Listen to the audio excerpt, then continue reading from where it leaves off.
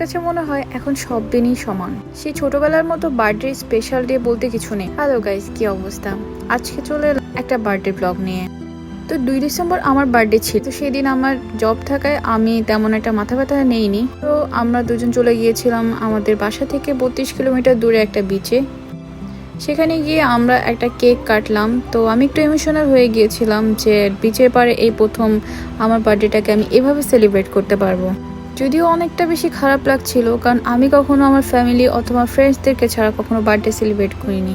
এভাবে একা একা আমি সমুদ্রের পাড়ে একটা কেক হাতে নিয়ে বসে থাকবো, এটাও একটা অন্য ধরনের ফিলিংস। আর নতুন নতুন এক্সপিরিয়েন্স কার না ভালো লাগে। কষ্ট করে মোমটাকে জ্বালালাম কারণ অনেক বাতাস ছিল। এরপর আমার উপরে ফেক স্নোফল হচ্ছিল, যেটাকে আমি এনজয় করছিলাম। ফ্যামিলি মেম্বারদেরকে হোয়াটসঅ্যাপে গ্রুপ কলে রেখে তারপর কেক কাট করছিলাম।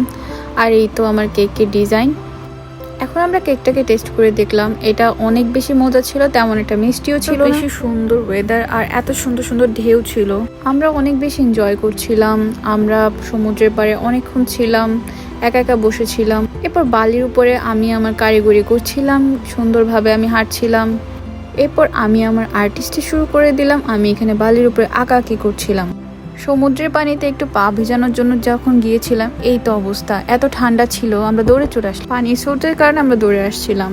এরপর পরদিন কাজ থাকায় আমি আবার বাসায় ফিরছিলাম টাইম মতো। জানালার বাইরে মুখ দিয়ে ভারী ভারী নিঃশ্বাস নিয়েছিলাম, এত ভালো লাগছিল, ইচ্ছে করছিল এখানেই থেকে যাই, সময়টা যেন এখানেই থমকে যায়।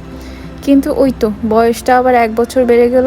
এই তো জীবন থেকে প্রতি বছরই এভাবে একটা করে বছর চলে যাচ্ছে।